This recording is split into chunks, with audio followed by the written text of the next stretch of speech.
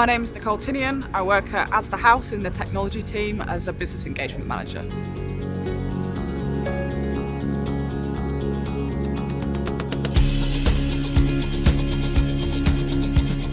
So the reason I wanted to do an apprenticeship is because I didn't want to go down the traditional university route and wanted to work and learn at the same time. Shipley College was a great fit for that, and I did an apprenticeship at International Personal Finance whilst I did 2 days of learning at Shipley College.